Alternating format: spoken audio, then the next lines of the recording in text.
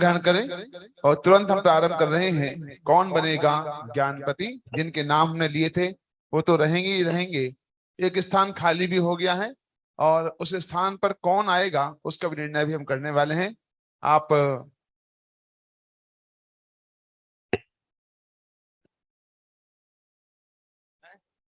कहाँ भाई? महेंद्र सायगढ़ कहाँ है?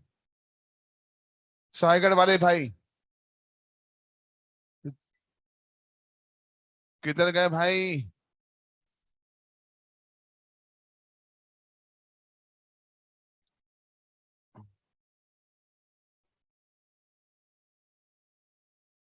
कहाँ गए बाकी चार? चार कहाँ गए? सब आराम कर रहे?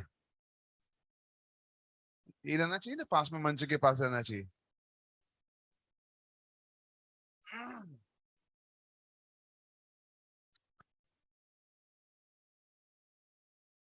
सभा प्रारंभ होने जा रही है और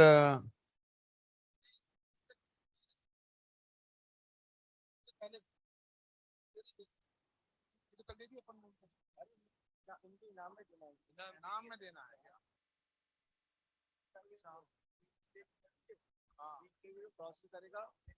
हेलो हेलो, बैठ जाइए बैठ जाइए जल्दी से भैया। ये ले लो कुर्सी वाइट वाली, अच्छी अपने लगेगी। 3 विद्वानों को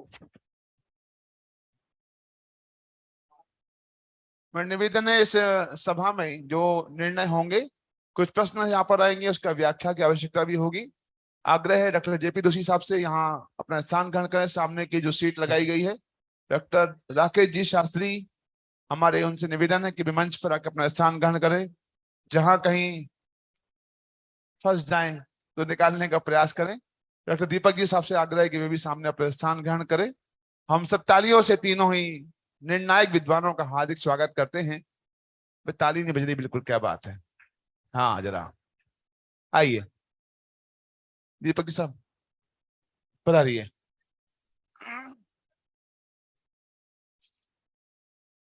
कल प्रातःकाल ठीक 5:45 से 6:15 तक कुंद कुंद नगर के ध्यान मंदिर में कक्षा होगी ध्यान सूत्रों की। उसके पश्चात वापस यहाँ पर आएंगे और यहाँ पर भगवंतों का प्रक्षाल अभिषेक होगा। उसके बाद यहाँ पूजन होगी। 7:30 से 8 तक अल्पाहार होगा। 8 बजे से हम सब पूज्य गुरुदेव श्री के सीढ़ी व्याख्यान का लाभ लेंगे। 8:30 से हम पुनः डॉक्टर राकेश जी शास्त्री के व्याख्यान का लाभ लेंगे और उसके पश्चात अरण्य ब्रह्मचारी विमला दीदी का व्याख्यान होगा और अंतिम व्याख्यान क्रम में भाई संयम जी शास्त्री के स्वाध्याय का हमें लाभ प्राप्त होगा। इस तरह कल 3 व्याख्यान रखे गए हैं। आप सभी उसके बराबर लाभ ले रहे हैं, आगे भी लेते रहें, ऐसा आपसे मंगल निवेदन है। प्रारंभ कर रहे हैं कौन बनेगा ज्ञानपति। और इसके पहले ही जो हमारे प्रत्याशी थे जिन्होंने अपना नाम यहाँ पर दिया हुआ था, उस नाम को बुला रहे हैं।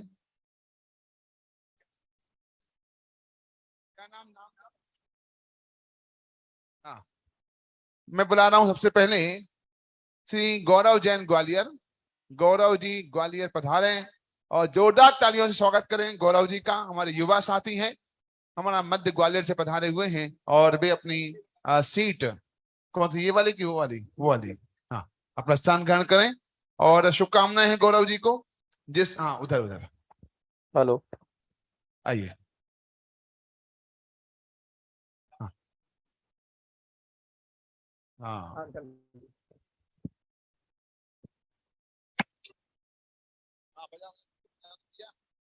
हमें 5 पार्टिसिपेंट को एक साथ बुला करके हाँ। बिठाना है। रजनी प्रदीप जी 5 बेलुकर, पार्टिसिपेंट। रजनी प्रदीप जी बेलुकर, राजेश जी मुंबई, आवाज आ रही है? शोभना जी परभणी, शोभना जी परभणी, 4 को बुला रहे हैं। और जो कि रीता जी अभी थोड़ा सा अभी रुक जाएंगे, नहीं आएंगे तो किसी और को बुला देंगे फिर हम। आइए भैया, लगाना कुर्सी वहां पर। आइए, कहाँ गए हमारे राजेश? कुर्सी लगा सामने, ऊपर आ जाइए। आइए आइए, कुर्सी बड़ी मुश्किल से मिलती है हिंदुस्तान में। हाँ, आपको मिल गई। यस, जब तो फ्री हो गया। चलिए प्रारंभ करिए। यहाँ कैसे लगा दिया? एक लैपटॉप और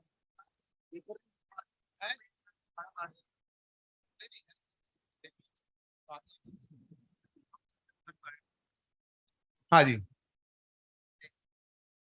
सब आप थोड़ा सा उधर बैठे, अभी आप उधर बढ़िया। अभी चुनाव होगा, 5 में से कौन आएगा। अच्छा। हेलो, चलो। पहले ही लगा दिया मुझे। मुझे पहले ही लगा दिया। तो निकाल लो, तो निकाल लो, वहां पे जाएंगे उतर लेके। पांचों पार्टिसिपेंट जो जूम का नंबर बताया था वो मोबाइल पे जूम निकाल के रखें, आपको उसमें उत्तर देना है। पांचों पार्टिसिपेंट, यदि जूम का नंबर याद नहीं हो तो मैं दोबारा बोलता हूं एक बार।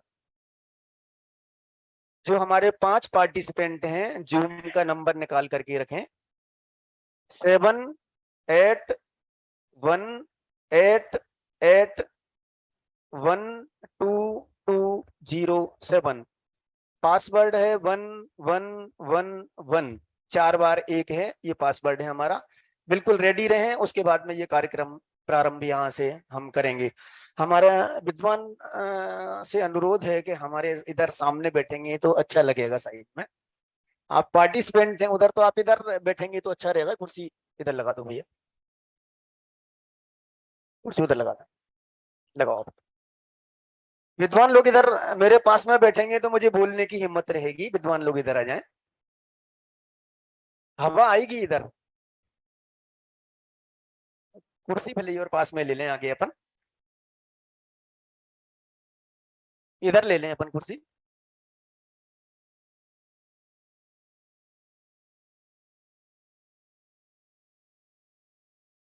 चलिए और करते हैं बिना विलंब किए आज का ये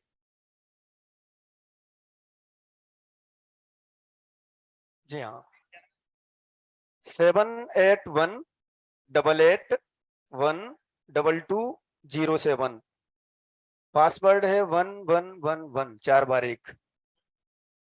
हाँ, नाम कुछ भी लिख दें, कोई बात नहीं है। पासवर्ड 4 बार 1 डाल दें, कोई बात नहीं है। चलिए प्रारंभ करते हैं। इस ज्ञान अभियान में आप सभी का स्वागत है और प्रारंभ करते हैं ये ज्ञानवर्धक, ज्ञानदार, शानदार और जानदार कौन बनेगा ज्ञानपति कार्यक्रम।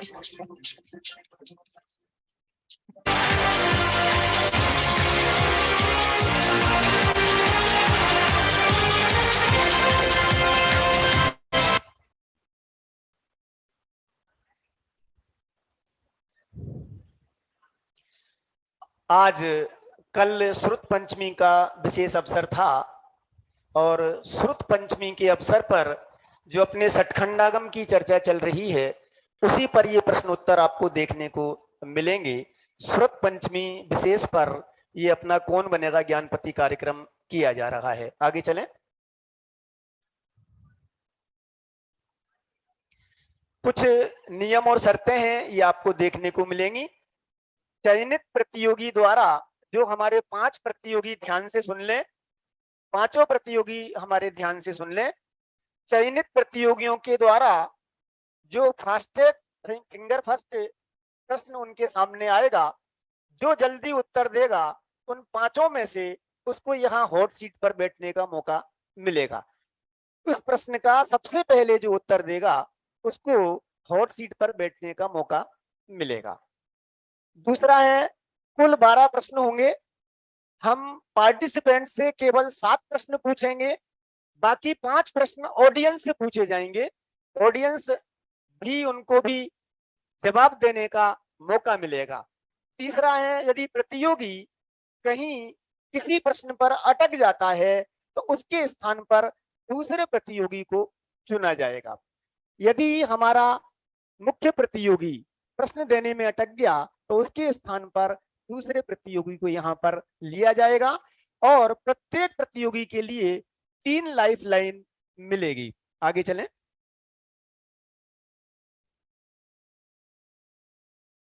जूम नहीं खुल रहा है।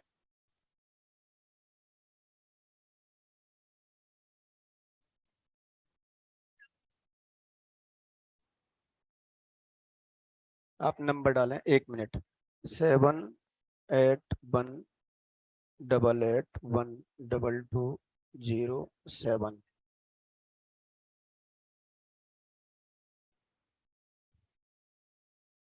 वन वन वन वन खुल जाएगा।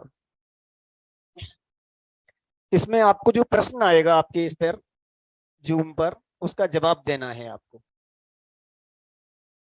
हाँ, 4 ऑप्शंस आएंगे, नहीं उसमें कुछ नहीं करना है आपको, इसमें जवाब देना है। 4 ऑप्शंस आपके सामने आएंगे, इसी में जूम पे आपको ऑप्शन, आपके 4 ऑप्शंस आएंगे आपके जूम पर। यहाँ यहाँ आपके जूम पर ऑप्शन आएंगे, उन ऑप्शंस में आपको जवाब देना है, क्लिक करना है केवल आपको। हाँ हाँ, क्लिक करना है उसको। अभी आएगा प्रश्न आपको, जब यहाँ आएगा तब। सॉरी, यहाँ इसमें चैट में आपको लिखना है, इसका आंसर चैट में लिख के देना है आपको। इसका आंसर आपको चैट में लिख के देना है। चूंकि यहाँ पर हमारी थोड़ी संसाधनों की कमी है, कुछ चेंजेस किए गए हैं, इसमें चैट में आपको उत्तर देना है। चलिए बिना विलंब किए प्रारंभ करते हैं अपन। और हमारा निवेदन है कि हमारे पार्टिसिपेंट के अलावा और कोई उत्तर नहीं दे, नहीं तो वो फर्स्ट आ जाएंगे तो हमारे लिए तकलीफ खड़ी हो जाएगी। केवल हमारे जो ऊपर मंच पर पार्टिसिपेंट बैठे हुए हैं, केवल वही उत्तर देवें। चलिए, हो गया, जूम चालू हो गया आपकी स्क्रीन पर। फास्टेस्ट फिंगर फर्स्ट का आ रहा है ऑप्शन, आ रहा है। चलिए आगे चलते हैं, आगे चलें।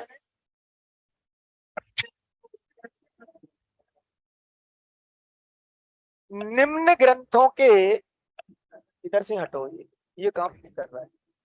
निम्न ग्रंथों को उनके रचना के क्रम में जमाएं। 4 ऑप्शन ये हैं आपके कंप्यूटर स्क्रीन पर। समय सार, सठखंडागम, इधर हटो, सामने से हटो, ये काम नहीं कर रहा है। तत्वार सूत्र और 6 डाला। इन 4 ऑप्शंस में से आपको जो सही ऑप्शंस क्रम में जमाने हैं, चारों को क्रम में जमाने हैं। क्या क्रम होगा? A B C D, 4 option है, A D C B, A B C D, क्या ऑप्शंस होगा वो आपको क्रम में जमा करके चैट में लिखना है।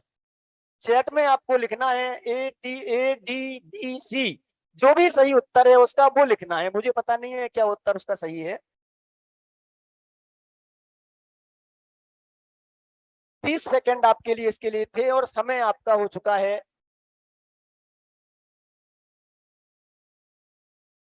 चलिए, और आपका होता है समय समाप्त। देखते हैं किस किस का सही उत्तर प्राप्त हुआ है। सुयश जी, किसका सही उत्तर प्राप्त हुआ है? इसका सही उत्तर आएगा बी ए सी डी। पहला सठखंडागम, दूसरा लिपिबद्ध हुआ समय सार, तीसरे नंबर पर लिपिबद्ध हुआ तत्वार सूत्र, और चौथे नंबर पर लिपिबद्ध हुआ 6 ढाला। ये क्रम में हमारे ये लिपिबद्ध ग्रंथ हुए हैं। अब किसका सही उत्तर है, सुयश जी, दीपम जी यहाँ जी। पर बताएंगे। यहाँ पर हमें उत्तर कई प्राप्त हुए हैं, जिसमें से सबसे पहले जो उत्तर सही प्राप्त हुआ है वो है राजेश नाम से आईडी है, उनका उत्तर प्राप्त हुआ है BACD। राजेश जी आगे पधारें जी। इनको माइक दिया जाए।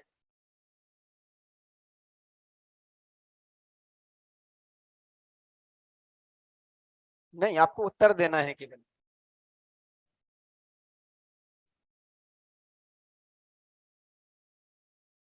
हेलो हेलो, 1 2 3, ठीक है। इनका माइक चालू करें, इनका माइक चालू कर दें। यही पास में रखना पड़ेगा क्या? तो राजेश जी, बहुत बहुत स्वागत है। आपने सबसे पहले उत्तर देकर के आज हॉट सीट पर बैठने का मौका प्राप्त किया है। आप एकदम तैयार हैं गेम खेलने के लिए?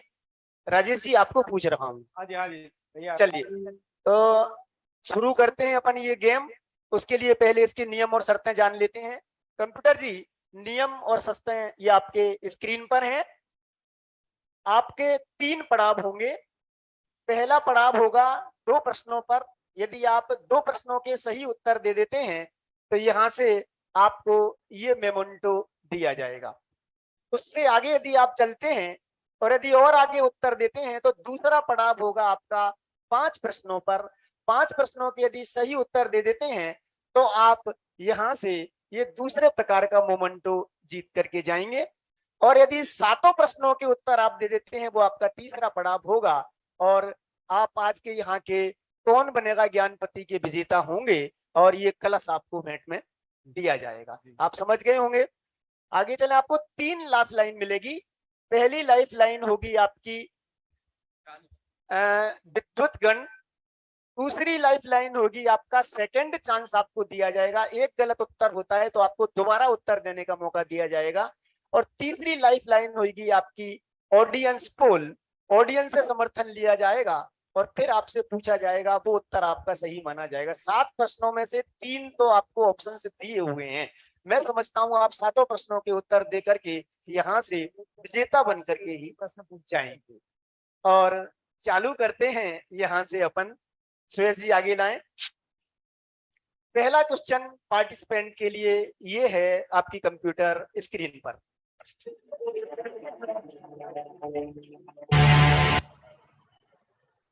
ऑप्शन नहीं है? जी हाँ, सर्वप्रथम नमोकार मंत्र लिपिबद्ध किसने किया था? सर्वप्रथम नमोकार मंत्र लिपिबद्ध किसने किया था? और ये है 4 ऑप्शंस आपकी कंप्यूटर स्क्रीन पर। पहला ए आचार्य भूतबली, दूसरा बी आचार्य धरसेन, सी आचार्य जिनसेन और डी आचार्य पुष्पदंत। आप कंफर्म है?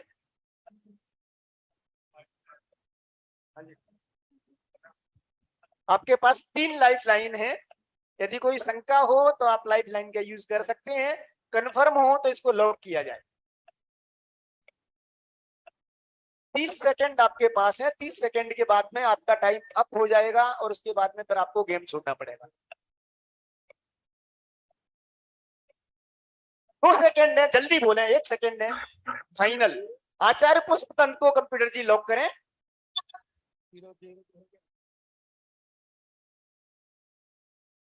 बिल्कुल, आपको देखते हैं। कंप्यूटर जी बताएं क्या जवाब है इसका पूरा?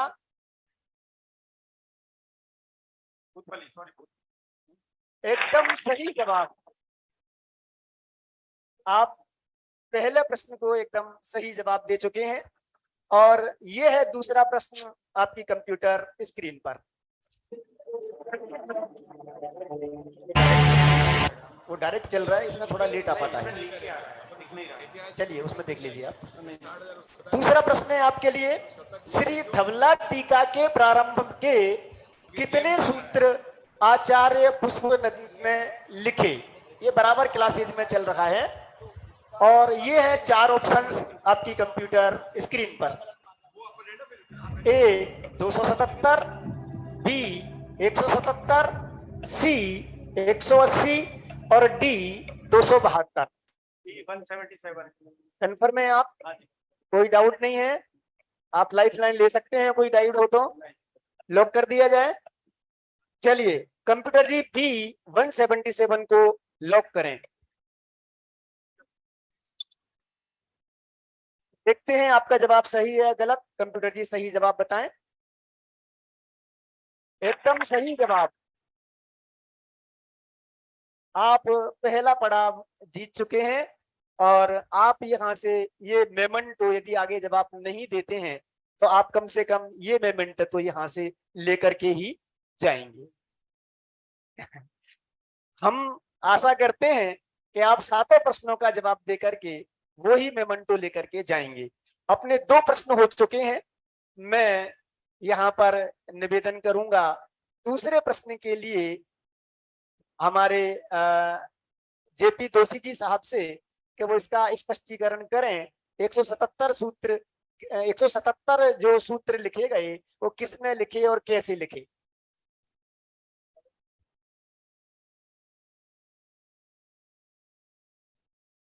षटखंडागम में प्रारंभिक 177 सूत्र को छोड़कर बाकी के सारे पहला प्रश्न क्या? भूतबली आचार्य ने लिखे हैं।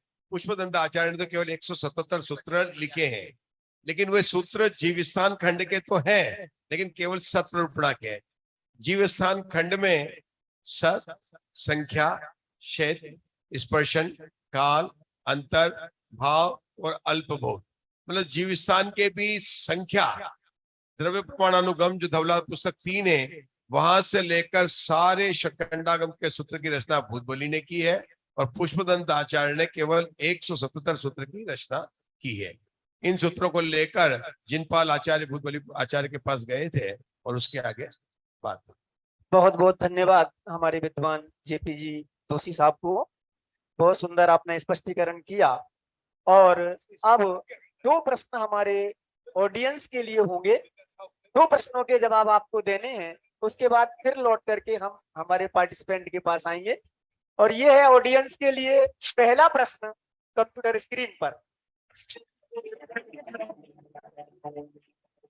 धवल टीका कितने श्लोक प्रमाण है? आपको हाथ खड़े करना है। यहाँ से हमारे भाई कंप्यूटर माइक आपके पास लेके आएंगे और ये है 4 ऑप्शंस आपकी कंप्यूटर स्क्रीन पर। ए 72,000, बी 7,000, सी 20,000 और डी 40,000। सामने माइक दें, सामने। हाँ बहन जी, हाँ हाँ कोई बात, हाँ दे दें। 72,000 श्लोक प्रमाण। आप कंफर्म है? चलिए एक जवाब और लेते हैं अपन, एक जवाब और लेते हैं। इधर माइक दें बहन जी को, हाँ इधर दें। 72,000।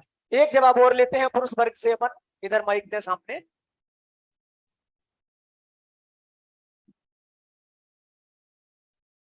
बहत्तर हजार। सभी का एक मत से उत्तर आ रहा है। अंत में एक जवाब और ले लेते हैं। भाई साहब का हाथ खड़ा हो रहा है, भाई सबको दे माइक। 72,000। चलिए सभी का एक मत से 72,000 उत्तर प्राप्त हुआ है। देखते हैं कंप्यूटर जी बताएं सही उत्तर क्या है। एकदम सही जवाब। धवल टीका की 72,000 श्लोक प्रमाण यहाँ पर टीका हुई है। बहुत सुंदर। और ये है ऑडियंस के लिए अगला प्रश्न आपकी कंप्यूटर स्क्रीन पर।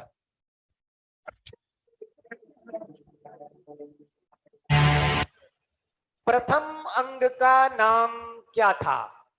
प्रथम अंग का नाम क्या था? चलिए हमारी बहनों में से हाथ खड़े हो रहे हैं, पीछे दे। हाँ पीछे दे दें, पीछे वो बहन जी का, बुजुर्ग बहन जी हाथ दे दें किसी।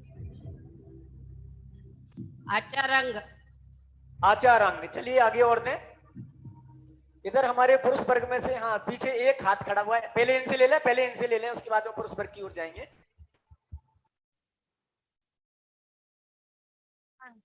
आचारंग। हमारे पुरुष वर्ग की ओर चलते हैं अपन एक बार।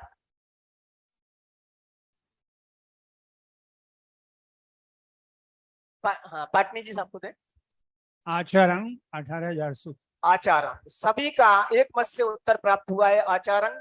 देखते हैं कंप्यूटर जी से सही जवाब क्या है। कंप्यूटर जी बताएं।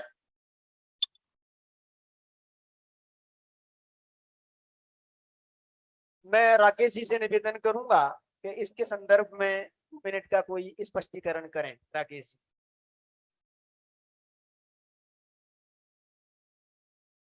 हमारे यहाँ पर ऐसा वर्णन मिलता है कि जो भगवान महावीर की दिव्य ध्वनि खिरी या कोई भी तीर्थंकर की दिव्य ध्वनि खिरी, तो उनके जो गणधर बनते हैं सर्वप्रथम गणधर, वो अंतर मुहूर्त में द्वादशांग की रचना कर लेते हैं, अंतर मुहूर्त में, और लिपिबद्ध रूप से नहीं करते हैं, मौखिक रूप से उनको वो पूरा द्वादशांग का ज्ञान उनको व्यवस्थित तरीके से हो जाता है।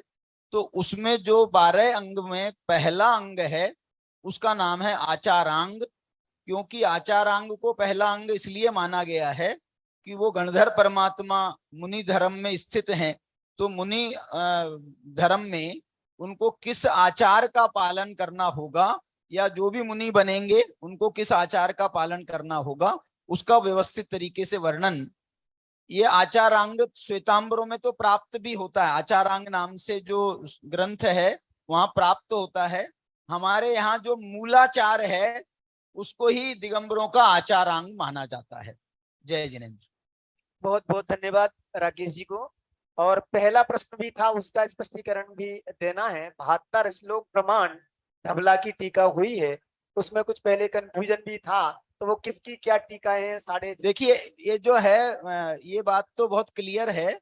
एक मेरे को अभी दोषी जी भी कोई एक श्लोक बता रहे थे कहीं का कि धवला टीका जो है वो 70,000 श्लोक प्रमाण है और जय धवला टीका 60,000 श्लोक प्रमाण है, महाधवल टीका जो है वो 40,000 श्लोक प्रमाण है।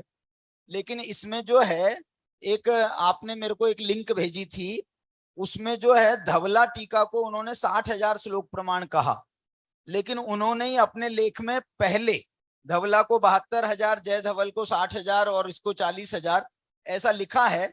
इसलिए लेकिन ये बात बहुत क्लियर है, एकदम स्पष्ट है कि धवला टीका के जो श्लोक नहीं है, उसमें धवला टीका में श्लोक नहीं है, लेकिन उसमें जितना गद्य लिखा गया है उन गद्य को यदि हम श्लोक में कन्वर्ट करें, उसके अक्षरों को श्लोक के हिसाब से गिने तो वो 72,000 श्लोक प्रमाण होता है।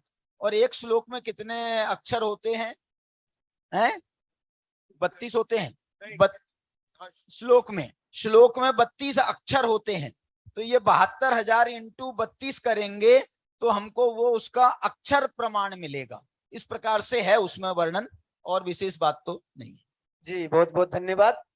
और बढ़ते हैं अपन आगे हमारे पार्टिसिपेंट की ओर।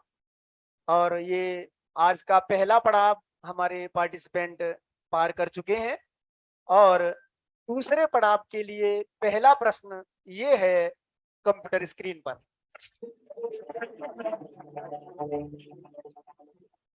अक्षरात्मक श्रुत ज्ञान इनमें से किसको होता है?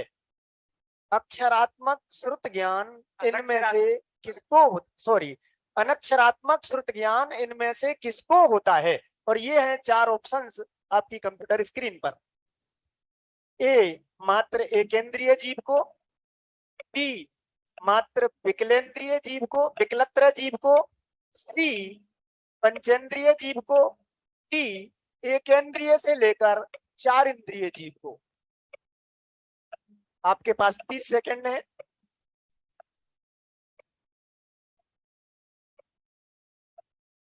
एक 20 सेकंड आपके बचे हैं। 1 से 4 आप कंफर्म है? इनका उत्तर आपको सही देना पड़ेगा, लेकिन मैं आपको बताता हूँ हम कौन है पंचेंद्री।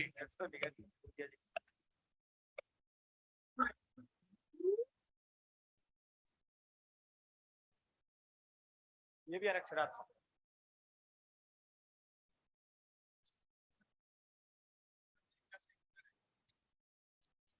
इनको नहीं बताना है, पार्टिसिपेंट के लिए है ये। चलिए कोई बात नहीं है, आपको मौका है अभी, मतलब चूंकि बीच में। आप बताइए, अब एकेंद्री से लेकर पंचेंद्री तक सभी इनको नहीं बताना है, पार्टिसिपेंट से है ये प्रश्न, पब्लिक से नहीं है ये, पार्टिसिपेंट से है ये प्रश्न। पर आपके पास ऑप्शन पंचेंद्री नहीं है, एकेंद्री से पंचेंद्री लिखना था आपको, जिसके हिसाब से 4 है। वो स्पष्टीकरण हमारे विद्वान करेंगे। आपको इन 4 ऑप्शन में से चुनना है कि पंचेंद्रिय तक हो सकता है या 4 इंद्रिय तक हो सकता है। एकेंद्री से पंचेंद्री तक हो सकता नहीं, आप इसमें से है। इसमें से 4 डी बोला है मैंने। डी बोला है। चलिए कंप्यूटर जी, डी को लॉक किया जाए। ओहो, सही है ना? इसका चांस सही है, आप कंफर्म है? कंप्यूटर जी सही उत्तर बताएं, इसका क्या है? एकदम सही जवाब। मैं दोषी जी से निवेदन करूंगा इसका स्पष्टीकरण थोड़ा सा करें, इसके बाद में हम दीपक जी की ओर आएंगे। 4 इंद्रिय होना चाहिए, एक इंद्रिय से 5 इंद्रिय तक होना चाहिए। नहीं, 4 इंद्रिय तक के जीवों को तो अनक्षरात्मक ज्ञान ही होता है, लेकिन पंचेंद्रियों को अक्षरात्मक ज्ञान भी होता है और अनक्षरात्मक ज्ञान भी होता है, जिसमें मैंने आपको बताया ऑप्शन ये सब अनक्षरात्मक ज्ञान है। प्रश्न था अनक्षरात्मक श्रुत ज्ञान इनमें से किनको होता है?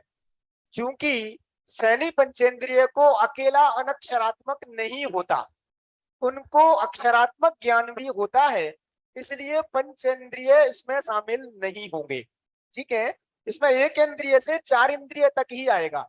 उनको अकेला अनक्षरात्मक ज्ञान नहीं होता, उनको अक्षरात्मक ज्ञान भी आ जाता है, क्योंकि पंचेंद्रिय में दोनों आते हैं, सैनी पंचेंद्रिय भी आते हैं और असैनी पंचेंद्रिय भी आते हैं, उसका विभाजन नहीं किया गया है।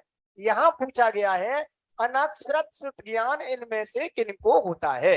तो चूंकि सैनी पंचेंद्रियों को तो अक्षरात्मक भी होता है, यहाँ केवल अनक्षरात्मक ज्ञान की बात पूछी गई है। आपका प्रश्न होना चाहिए था यहाँ अनक्षरात्मक शुद्ध ज्ञान इनमें से मात्र किसको होता है, अब सही था। ठीक, मात्र लिखा हुआ है नीचे प्रश्न में, हर एक उत्तर में मात्र विकलत्र जीव को, मात्र एकेंद्रिय जीव। खैर यहाँ कंप्यूटर का उत्तर फाइनल है। हाँ नहीं, चलिए CD में मात्र नहीं लिखा। चलिए आगे चलते हैं अपन, और ये है अगला प्रश्न आपकी कंप्यूटर स्क्रीन पर। श्री धवला टीका के रचयिता कौन है? ये है 4 ऑप्शंस आपकी कंप्यूटर स्क्रीन पर। आचार्य गुणभद्र, आचार्य धरसेन, आचार्य वीरसेन और आचार्य जिनसेन। धवला टीका के रचयिता कौन है? सी आचार्य वीरसेन। सी आचार्य वीरसेन कंफर्म है? आप लॉक कर दिया जाए। आपके पास अभी तीनों लाइफ लाइन बाकी हैं, आप चाहें तो लाइफ लाइन ले सकते हैं। उधर से कृपया इशारा नहीं करें। कोई इशारा नहीं किया, वो उनकी खुशी देख के पता चल रहा है कि मैं सही हूँ। अच्छा अच्छा, आपको किसी से पता लग रहा है कि आपका उत्तर सही है। चलिए अनक्षरात्मक ज्ञान। अच्छा अच्छा चलिए बहुत अच्छा। कंप्यूटर जी सी आचार्य वीरसेन को लॉक किया जाए। चलिए एकदम सही जवाब है आपका, सभी सदन इनके लिए तालियां बजा दे। दूसरे पड़ाव का दूसरा उत्तर बिल्कुल सही आपने दिया है, और इस पर मैं डॉक्टर दीपक जी से निवेदन करूंगा कि इसमें कुछ खुलासा करें, अथवा जेपी दोषी जी इस पर कुछ खुलासा करेंगे।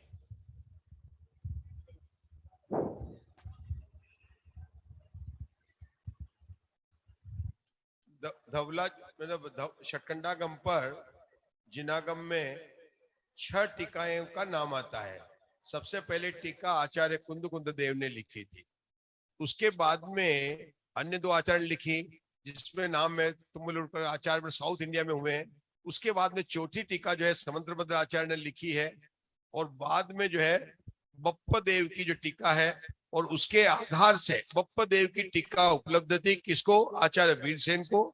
उन्होंने वहां पर एक एलाचार्य से उसका अध्ययन किया, और उसके बाद में आकर उन्होंने इससे धवला की टीका, जिसको हम कहते हैं धवला टीका, उसकी रचना की।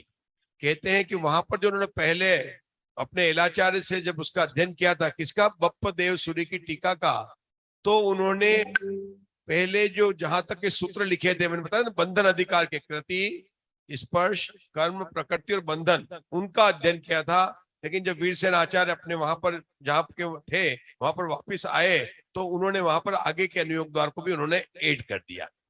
अभी थोड़ी देर पहले बात आई थी कि 70,000 या 72,000 है, तो श्लोक तो ऐसा ही कहता है, 70 सहसो धवलो, 60 सहसो जय धवलो, 40 महाबंध सिद्धन तयम अमंदे, 3 को बंद करता है। तो अंतर कैसे आ सकता है कि जो बाद में जो 2 पुस्तक लिखी है, धवला जिसकी टीका कौन सी है? धवला पुस्तक 15 और धवला पुस्तक 16, तो वो छोटी टीका है, तो हो सकता है उसको मिलाकर कहे तो 72,000, क्योंकि वीरसेन आचार्य ने लिखी है। और कोई कहे कि वो धवला की टीका नहीं है, वो तो जब सूत्र नहीं तो टीका कैसे लिखोगे? टीका तो सूत्र पर लिखेंगे ना, तो धूत्र की टीका तो 14 पुस्तक की हुई है, तो हो सकता है 14 की जो है प्रमाण जो 70,000 हो, तो दोनों प्रमाण मिलते हैं। मैं बात कर रहा था वीरसेन आचार्य जी, बहुत बहुत धन्यवाद, बहुत सुंदर स्पष्टीकरण आपने यहाँ पर किया। और हमारे पार्टिसिपेंट आज के कैसे कहोगे? एक आध प्रश्न, चलिए, और ये है अगला प्रश्न आपकी कंप्यूटर स्क्रीन पर। आक्षेपण आदि कथाओं का वर्णन है। ये है 4 ऑप्शंस आपकी कंप्यूटर स्क्रीन पर। विपाक सूत्र में, प्रश्न व्याकरण में, आचारांग में, स्थानांग में। मैं लाइन लूंगा, मैं ऑडियंस चलिए, ऑडियंस पोल की लाइफ लाइन आपने लेने के लिए बोला है। कंप्यूटर जी अपनी घड़ी को बंद करें और हम चलते हैं ऑडियंस की ओर। यहाँ चूंकि मैंने कहा था कि आपको ऑनलाइन उत्तर देना है, लेकिन हमारे पास चूंकि यहाँ संसाधनों की कमी है, इसलिए हम हाथ खड़े करके ही एक एक से उत्तर लेंगे। जो भी उत्तर देना चाहें इसका हाथ खड़े कर सकते हैं। कंप्यूटर पर आपको प्रश्न दिख रहा है। आक्षेपण आदि कथाओं का वर्णन है। ए विपाक सूत्र में, बी प्रश्न व्याकरण में, सी आचारांग में, डी स्थानांग में। बहुत कठिन प्रश्न हो गया क्या? चलिए, इधर बहन जी हाथ खड़ा कर रहे हैं, आप माइक दें इधर। ये प्रश्न व्याकरण में। प्रश्न व्याकरण में। और कोई जवाब देना चाहेंगे इसका ऑडियंस में से?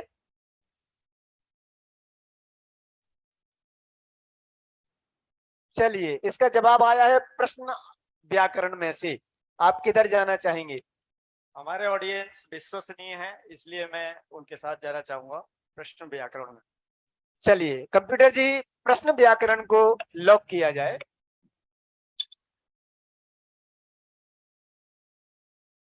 शायद आप कुछ और जवाब देते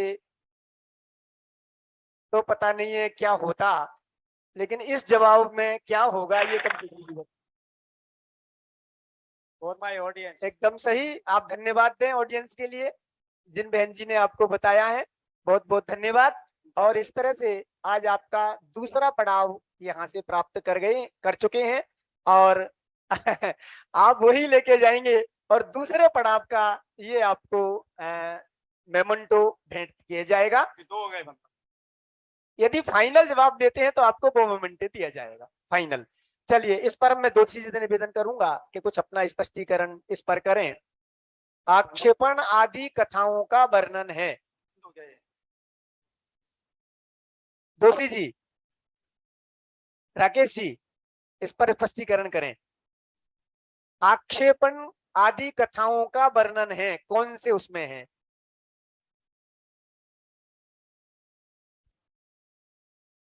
प्रश्न जो 11वां नंबर का सूत्र है ना, प्रश्न व्याकरण, उसके अंदर आई 4 प्रकार की कथा का वर्णन आता। आक्षेपणी, विक्षेपणी, निर्वेदनी और संवेदनी। अंतर क्या है कि पहले एक तो ऐसी कथा कि पहले परमत की स्थापना की, फिर उसका खंडन किया, फिर स्वमत को बताया और फिर अपनी बात को पूरा किया। दूसरे में क्या होता है कि केवल परमत की बात नहीं करेंगे, केवल स्वमत की बात करेंगे, उसको स्पष्ट कर देंगे।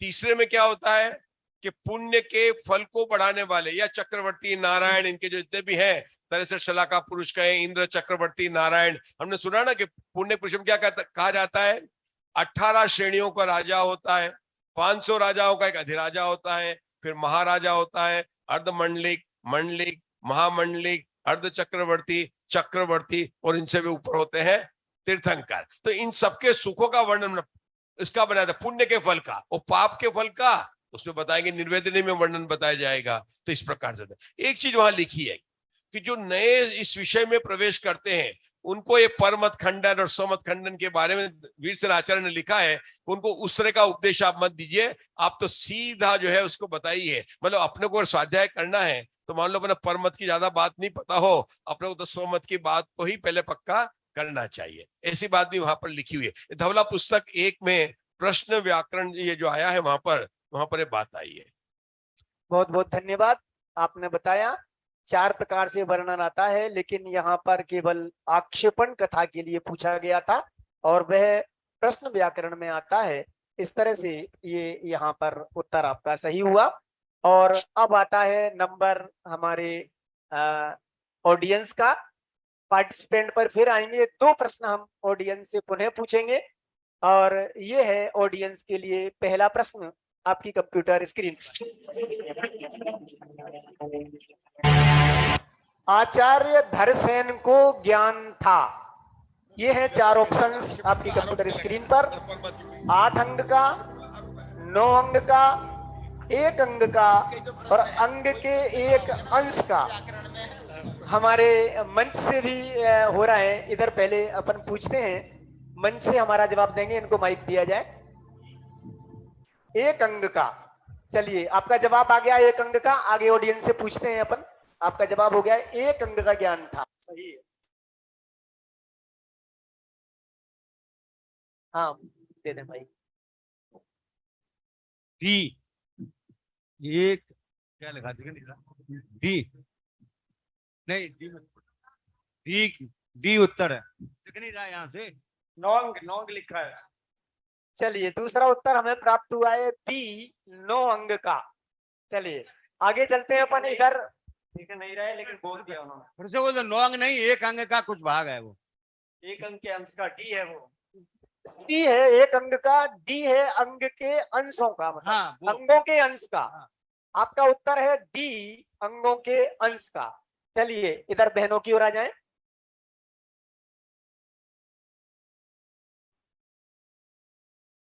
डी अंगों के अंश का। चलिए दूसरा भी उत्तर अंग हमें के प्राप्त अंश का।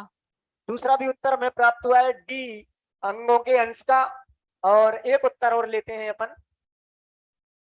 अंगों के अंश का। चलिए बहुमत हमारा अंगों के अंश की ओर बढ़ता हुआ चला जा रहा है। देखते हैं कंप्यूटर जी, पहला 8 अंग का उत्तर हमें प्राप्त हुआ था। पहले ऑप्शन को लॉक किया जाए, 8 अंग एक को लॉक किया जाए। गलत। ये गलत जवाब है। 8 अंग का ज्ञान उनको नहीं था। दूसरा उत्तर हमें प्राप्त हुआ है डी अंग के अंश का। अंग के अंश का डी को लॉक किया जाए कंप्यूटर जी। एकदम सही जवाब है।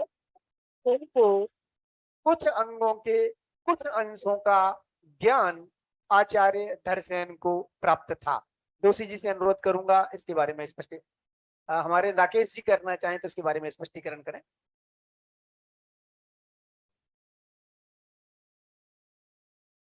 जैसा अपन जानते हैं कि भगवान महावीर के निर्वाण के बाद में 3 अनुबद्ध केवली हुए, फिर 100 वर्ष तक के 5 श्रुत केवली हुए। अनुबद्ध श्रुत केवली आता है कि भाई साहब सिर्फ श्रुत केवली आता है? ये जो 5 अनुबद्ध श्रुत केवली हैं या श्रुत केवली मात्र हैं? 3 तो अनुबद्ध केवली हाँ। है, 5 शुद्ध केवली है। हाँ 5 अनुबद्ध नहीं है वो। उसका आप ऐसा गणित मत निकालना कि 20 वर्ष के एक के श्रुत केवली, दूसरे 20 वर्ष में दूसरे, तीसरे 20 वर्ष में तीसरे, ऐसा नहीं है। लेकिन कुल टोटल उनका जो समय है वो 100 वर्ष का है। कौन कितने कितने वर्ष तक रहा ये मालूम नहीं। और इसके बाद में फिर 183 वर्ष का, फिर 220 वर्ष का, ऐसे क्रम से घटता गया ज्ञान। ये आचार्य धरसेन आप ऐसा मान के चल सकते हैं कि ये अंतिम जो है उसके जानकार थे। और उसके बाद में उन्होंने भूतबली पुष्पदंत को भी दिया, तो भूतबली पुष्पदंत को भी हम मान सकते हैं कि उनको भी एक अंग का ज्ञान था, अंग के एक अंश का ज्ञान था। और ये परंपरा से है। आचार्य कुंद के संबंध में भी एक आता है कि उनको भी 5वें ज्ञान प्रवाद पूर्व के एक अंश का ज्ञान था। इस प्रकार से जो है ये परंपरा हमारी रही है। और उसके बाद में ये परंपरा विच्छिन्न हुई है। लेकिन अभी भी हमारे पास में जिनवाणी तो उपलब्ध है और वो उनकी ही तो दी हुई जिनवाणी है। इसलिए हम तो कह रहे हैं कि साहब ये हमारे को क्यों नहीं है उसका अंश का ज्ञान? हमारे को भी तो उसी परंपरा से ज्ञान आया है ना। इसलिए हम भी उस अंश के ज्ञाता तो माने जाएंगे कि नहीं माने जाएंगे मेरे को नहीं मालूम। चलिए जय जिनेन्द्र।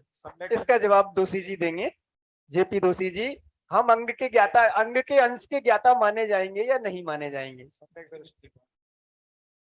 देखिए ये तो विवक्षा का भेद है, क्योंकि हमारे में ज्ञान है तो लब्धि अपर्याप्त सूक्ष्म विज्ञाता जी को ज्ञानी कहोगे कि नहीं कहोगे?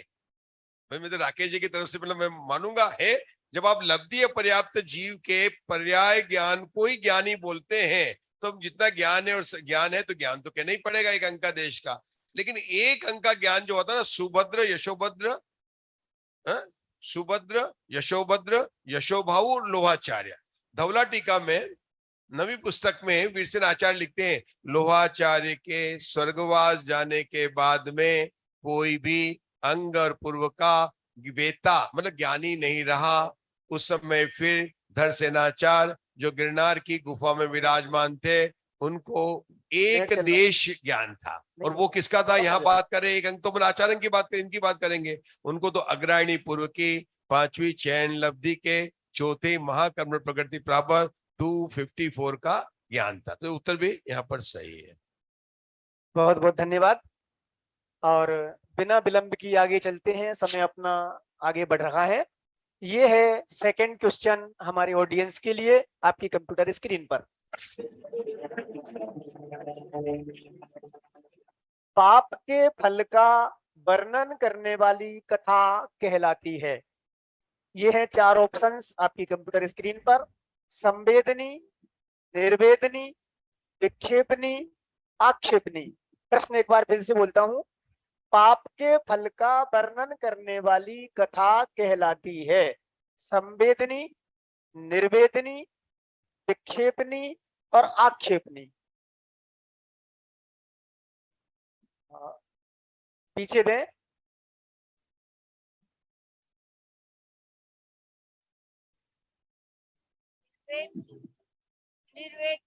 निर्वेदनी, बहुत सुंदर। और कोई उत्तर देना चाहेंगे इसका? अरे उत्तर दें, गलत होगा तो होगा, उसमें क्या है, जिसको जो लगता हो कि निर्वेदनी। निर्वेदनी। चलिए 2 उत्तर हमें प्राप्त हुए हैं, निर्वेदनी। एक पुरुष वर्ग की ओर आ जाएं अपन। हाँ, विक्षेपणी कथा। विक्षेपणी कथा। चलिए हमें एक हटके उत्तर प्राप्त हुआ है। एक उत्तर और ले लेते हैं अपन। आगे दे माइक। निर्वेदनी बी। चलिए हमारा बिल्कुल यहाँ स्पष्ट हो चुका है। 3 मत हमारे निर्वेदनी बी के लिए प्राप्त हुए हैं और एक उत्तर हमारा सी विक्षेपणी के लिए प्राप्त हुआ है। देखते हैं कंप्यूटर जी, पहले सी विक्षेपणी को लॉक किया जाए। ये गलत जवाब है। चलिए बी निर्वेदनी को लॉक करें। एकदम सही जवाब है। निर्वेदनी पाप के फल का वर्णन करने वाली कथा को कहा जाता है। और मैं ज्योति दोषी जी से निवेदन करूंगा कि उसमें क्या है, क्यों कहा जाता है उसको निर्वेदनी, इसका स्पष्टीकरण थोड़ा सा करें। पर इसकी चर्चा कर ही चुके हैं ना कि प्रश्न व्याकरण में 2 तरह से वर्णन आता है। एक तो ये कि इन 4 कथाओं का वर्णन आता है, अथवा उन्होंने कहा प्रश्न और व्याकरण। और व्याकरण का क्या अर्थ किया उन्होंने? शुभाशुभ भावों का परिणाम का फल। तो वहां पर ऐसे प्रश्न पूछे गए कि हे भगवान, मेरा बेटा इतनी मेहनत करता है, फिर भी कोटा में भी मैंने भर्ती कराया, फिर भी आईआईटी में एडमिशन क्यों नहीं होता? कोई पूछता है कि भैया, ये कौन पूछ रहे हैं? श्रावक लोग पूछ रहे हैं। जो पहले थे ना नाथ धर्म कथा, और पहले जो कथा थे वो गौतम गंधर के पूछे हुए प्रश्न थे। ये श्रावक लोग पूछते हैं कि अपने जीवन में होने वाले हानि, लाभ, दुख, सुख, मेरी दुकान क्यों नहीं चलती है, मेरे क्यों ऐसा होता है, मेरे क्या बातें, ऐसे कई प्रश्न पूछे, उनका भी उत्तर आया। एक तो ये इस जो है प्रश्न व्याकरण में बताया गया है। वो फिर वहां पर लिखा अथवा इन 4 कथाओं का कथन किया गया, आक्षेपणी, विक्षेपणी, संवेदनी और निर्वेदनी। अब कैसे ध्यान रखना? आक्षेपणी मतलब आरोप लगाना, मतलब बिल्कुल याद हो। आज से क्या लेना? आरोप। याद करने के लिए बोल रहा हूं, वहां पर नहीं लिखा। आरोप, किसका आरोप लगाना? परमत क्या है, फिर उसका खंडन करना, फिर स्वमत का करना। विक्षेपणी मतलब सीधी बात करना, अपने स्वमत की बात करना और उसका खुलासा कर देने का। ठीक है। संवेदनी मतलब पुण्य का फल, इसके अंदर निर्वेदनी मतलब पाप का फल। मतलब नरक गति में क्यों जीव जाता है, तिरंजीवनी क्यों मिलती है, लंगड़ा लूला क्यों होता है, आंख क्यों फूट जाती है, एक्सीडेंट में क्यों मर जाता है, मतलब इस प्रकार के पाप के फलों की कई सारी बातें वहां पर बताई जाती है। लेकिन ये भूलना नहीं, आक्षेपणी विक्षेपणी शब्द थोड़ा कठिन पड़ते हैं। तो आक्षेपणी मतलब जिसमें आरोप लगाया, ब्लेम, अंग्रेजी में बोलेंगे तो ब्लेम, जहां पर अपने दूसरों ब्लेम किया और फिर उसको क्लियर किया, तो आक्षेपणी कथा। विक्षेपणी के अंदर। चलिए बहुत सुंदर स्पष्टीकरण हमारा हुआ और बढ़ते हैं। बहुत कम प्रश्न अपने बाकी हैं, 10 मिनट में ये कार्यक्रम अपना पूरा हो जाएगा। अब आते हैं हम पार्टिसिपेंट की ओर। आज के हमारे जो पार्टिसिपेंट हैं एक लाइफलाइन ले चुके हैं, 2 लाइफलाइन अभी भी आपके पास है और ये फाइनल आपका जीत का प्रसंग है। इसलिए यदि आपको कहीं जरा सी भी शंका हो तो आप लाइफलाइन ले लें, नहीं तो आपका गलत उत्तर होगा तो यहाँ आप उसको फाइनल पोजीशन पर पहुंचने से वंचित रह जाएंगे। 2 लाइफ लाइन आपके पास बाकी है। एक लाइफ लाइन में 2 बार चांस मिलेगा। एक लाइफ लाइन में 2 चांस मिलेंगे आपको, और दूसरी लाइफ लाइन विशेषज्ञ विद्वान से आप पूछ सकते हैं। ये 2 लाइफ लाइन आपके पास बाकी है। और ये है अगला कंप्यूटर पर, ये है अगला प्रश्न आपकी कंप्यूटर स्क्रीन पर। प्रथमा नियोग में पद संख्या है, ये है 4 ऑप्शंस आपकी कंप्यूटर स्क्रीन पर। ए 6000, बी 5000, सी 8000 और डी 3000।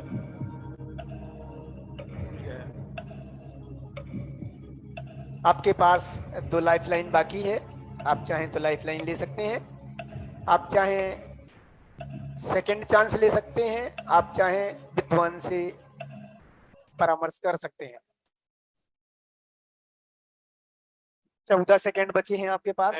मैं विद्वान से चलिए, राजेश जी हमारे इस प्रश्न पर अटक गए हैं और वो विद्वान से कंसल्ट लेना चाहते हैं।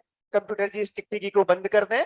8 सेकंड अभी भी आपके पास हैं और मैं जेपी दोषी से निवेदन करूंगा कि इसका उत्तर वो यहाँ पर बताएं विश्लेषण के साथ में।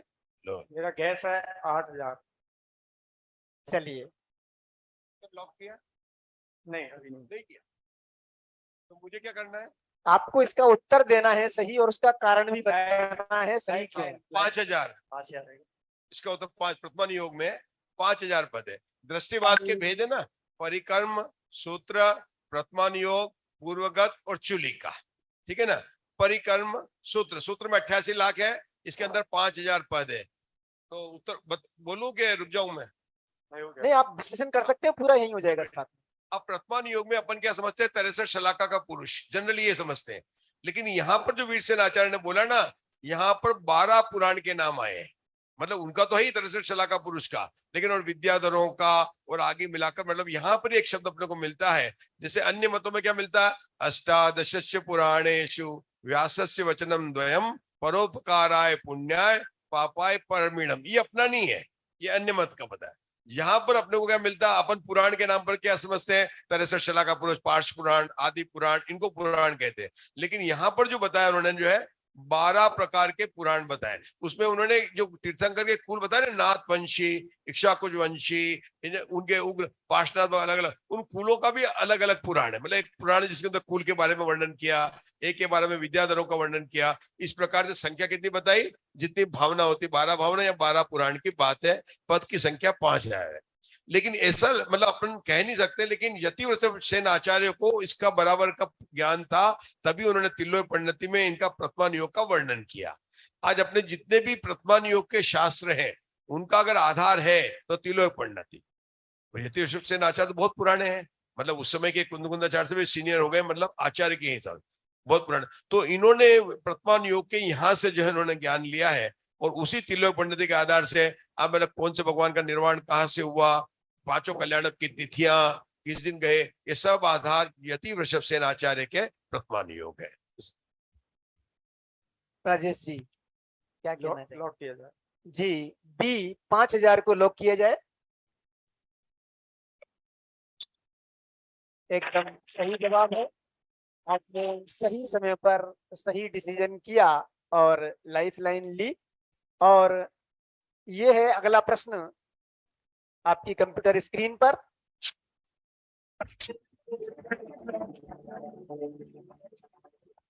मिथ्या दर्शन के मत हैं और ये हैं 4 ऑप्शंस।